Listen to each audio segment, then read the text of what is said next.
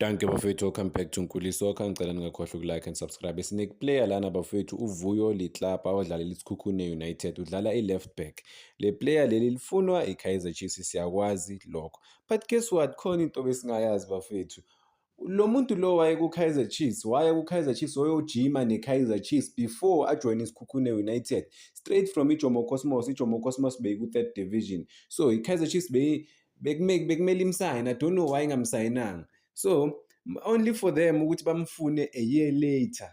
Sebamfuna a year later, but umdlali bamletha laphana ku-Naturena wajima badecide ukungamsayini. iSikhukhune United saze sababhitha to ukusayina umdlali, but umdlali beprefera iKaizer Chiefs more than iSikhukhune United.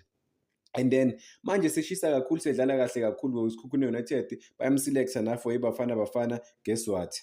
Manje uKaizer Chiefs Orlando Pirates kunama-rumors ekuthiwa bayamfuna. And then lento le, I mean, angazi what is wrong eKaizer Chiefs i-management. Sesikhuluma nge-management, scouting department, abantu abathatha iy'nqumo, oBobby Mtaung, because yibo abathatha ama-decision ukuthi usibani uyasayina, usibani akasayini. Umuntu beyilapha bamyeka, manje sebafuna ukumthenga. iSikhukhune United sithi sifuna 20 million for lo mdlali lo. And by the way, if you go back to, if ngingachecka i-interview kaJomo Sono, uJomo Sono interview Robert Marawa ya 2020, is it 2024? Yes. Ukhuluma ngayo lento le ukuthi lo mdlali lo wamthatha yena wamsusa eBush or kuphi, wamdriver to ihotela uthi ayohlala laphana njengoba bekazotraina nelokhu njani neKaizer Chiefs. Kaizer Chiefs yagcina ingamsayinanga. Only for them ukuthi baphinde bamfune futhi. Hayi, management eKaizer Chiefs bafethu khona into wrong ngempela. And then they would go on and sign ama-average players. Kunama top class talent la eSouth Africa akhona angadlala. And uCoach Nabi went on that season, last season, ustruggle ngani nge-left back because of Happy Mashiane, uDove futhi beka ku-injury, uCross bekangakabi ne-confidence then. So bamdinga ngempela uVuyo, but-ke bamyekelile. Angazi, make it make sense. Uyekela umuntu la umzomthola close to nothing, and then so umfuna nge-20 million, sebathi 20 million manje. uVuyo udlale kahle kakhulu bafethu, noma ngithi udlala kahle kakhulu for iSikhukhune United. Sefuna ama-teams wase-Europe. I-Austria, laphana e-Austria bayamfuna, but-ke kuthiwa ba-present i-offer encane compared to le iSikhukhune United bebayi-expectile noma bayifuna. So even nale South Africa ama-big teams umfana ambhekile, but-ke sobona ukuthi indaba yakho umfana izophelelaphi. Cause kuBafana kuma-prelim squad isikhathi esiningi uhleze khona, but-ke final squad thola ukuthi is not making it, but-ke is the one for the future, because he's still 22 man, unesikhathi. Unomzimba in terms of strength, aggression, uyakwazi ukulwa laphana ku-left back, une-speed, ispeed bafethu esimangazayo meya laphana phambili. So it's one of the best left backs. Ngikhuluma ngaye because of like ezinye izinto ziyathusa futhi, in fact ziyamangaza ukuthi you have this golden talent just in front of you, but uyamyeka. And okay, asijampeleni kuMayele kancane. Same thing happened kuMayele. Okay, uMayele, the strikers dume Africa yonke bafethu esabulala iOrlando Pirates neMamelodi Sundowns ku-CAF Champions League. Azange sijime neKaizer Chiefs, but guess what? Ba-offer iKaizer Chiefs. Kaizer Chiefs, they were offered ukuthi bamsayine uMayele, but bona bamyeka, zange bamsayina uMayele. Only for them ukuthi kube nama-rumors ukuthi manje they are considering ukuthi bamsayine, kanti no, bayiyeke i-opportunity ukuthi bamsayine cheap before laphana ku-Pyramid. uBobby, ngike ngakhuluma ngayo lento sengiyayiphinda. uBobby wathi le mali lena bayi-expectile noma bayifunayo akusiyo i-value yakhe lo mdlali lona, kwasha kwacima. Bakhuluma zonke lezi zinto lezi ezikhulunywayo kusho i-player, kusho ukuthi bebangayiboni i-value kaMayele that much. Only to see i-value kaMayele manje or kule transfer market esibuya kuyo. Yeah, I mean technical team ovuyasayina amandla that much in terms of ukusayina ama-player, labantu abathatha iy'nqumo, oBobby angazi nobani. Hayi, kumele balungise bafethu laphana behind the scenes ngempela. Oh, wait bafethu, khona into ethusayo engicabangayo la. Wait, bayekela uVuyo Litlapa, basayina uBongani Sam. uBongani Sam bamsayina ku-Orlando Pirates ane-injury, bamsayina nge-5 million rands uBongani Sam. Bayekela uVuyo Litlapa, umuntu wayezoba costa close to nothing in terms of like imali, bekangeke abakhosta ama-millions lo muntu lo. cause bekuyi-player nje, unknown player, umuntu bebazomnika i-opportunity but bayalibona i-talent, but bona bathi no, sithatheni uBongani Sam because uBongani Sam une-experience yakuBetway Premiership, udlalile ku-Orlando Pirates. But uBongani Sam then mabamsayina, kwamangala abantu abaningi because bebayifuna, ngoba udlala i-left back, bebayifuna i-left back ba-desperate but bayekela i-golden talent in front of them.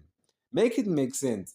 Decision making from laphana abaphathi be-Kaizer Chiefs, hhayi iyathusa bafethu, hhayi iyathusa, angeke. I don't know. I was like, when I was going through this, I was like, what? Ningayeka ipleni kanje and then niye kuBongani Sam. Okay, hhayi ithi siphumeni lapho singamgxeki umfethu uBongani Sam because of struggling ngama-injuries, noma se-recovery-le laphana izinto azange zimhambele kahle. But yeah, khona izinto ekumele siyikhweshine, siyibuze zona ukuthi okay, how did we get here? Ulo umdlali udlale ama-match awu-41 bafethu, cabanga lo mdlali lona out of anganayo ne-experience yaku-professional setup bafethu, udlale ama-match, sedlale overall ama-match awu-41 for iSikhukhune United, unama-assist awu-5 as i-left back, kusho ukuthi uyakwazi ukuya phambili laphana ashaye nama-assist umdlali. I saw i-interview yakhe mebuzwa ku-transfer window, that time i-transfer window isavuliwe bafethu, kuthiwa bembuza laphana ukuthi ufila kanjani ukuthi ufuna o-Orlando Pirates no-Kaizer Chiefs. Guess what ukuthi utheni umdlali, because of uyazi ukuthi lezi zinto lezi zisebenza kanjani. Cause bekune-interest enkulu for yena manje, Orlando Pirates, Kaizer Chiefs bakhona bayafuna manje ukumsayina, nama-teams wase-Europe ayafuna ukumsayina. Urespondile naye i-response yakhe uthi yena makuza kuma-interest nama-offers, uthi whether from locally or overseas, uthi kuyamotivate ukuthi keep pushing and asebenze kanzima.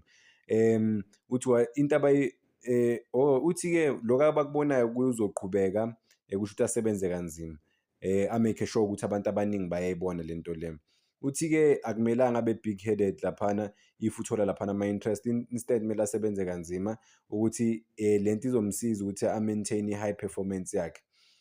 Nayo i-line bengifuna ukuya kulo, uthi-ke if akusi-done deal, if abakasayini ama-rumors nje, into angeke ayi-entertain until asayina i-deal kubonakala ukuthi everything is sealed.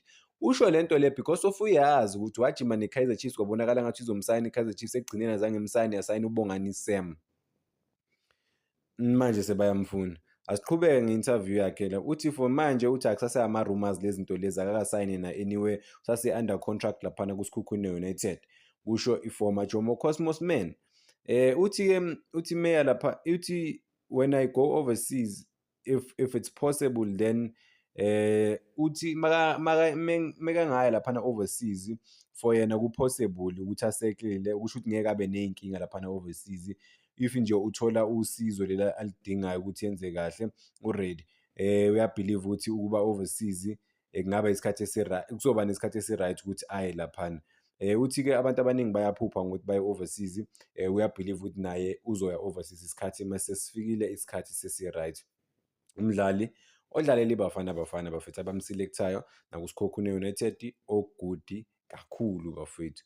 So I mean obviously ama-chances wakhe okuya ku-Kaizer Chiefs manje I don't think asekhona, or maybe naye ngeke ayi-entertain that much i-move yaku-Kaizer Chiefs because of already banoPaseka Mako, banoCross, banomdlali laphana uKabelo Nkwesa omncane, bampromote from i-reserve team but-ke akakadlali.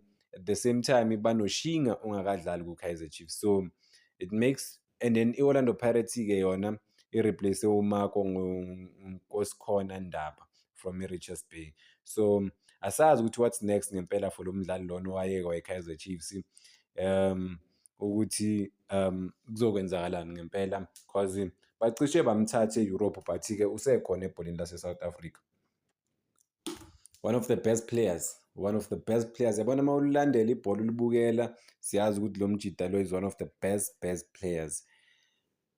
But hayi badecide otherwise ngempela, be-Kaizer Chiefs. Hhayi izinto zaseNaturena, hhayi.